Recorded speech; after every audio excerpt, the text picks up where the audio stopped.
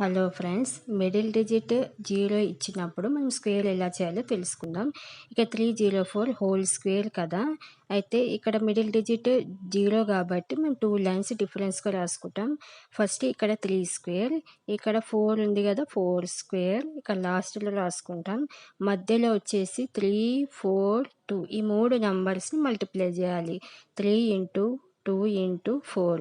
ఇక్కడ 3 స్క్వేర్ అంటే 9, 3 2 జా 6, 6 4 జా 24, ఇక్కడ 24 రాసుకుంటాం.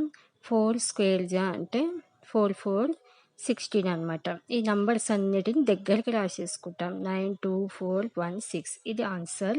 ఇక్కడ 507 హోల్ స్క్వేర్ కదా, మనం ఇక మిడిల్ డిజిట్ 0 ఇచ్చినప్పుడు 2 లైన్స్ డిస్టెన్స్లో రాసుకొని ఫస్ట్ ఇక్కడ 5 స్క్వేర్ రాసుకుంటాం. లాస్ట్కి 7 స్క్వేర్ అని ఇక్కడ లాస్ట్లో రాసుకుంటాం.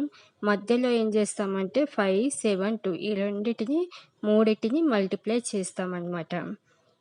ఇక్కడ 5 స్క్వేర్ అంటే 25, 5 7 జా 35, 35 ఇంటూ 2 70, 7 స్క్వేర్ కాబట్టి 49.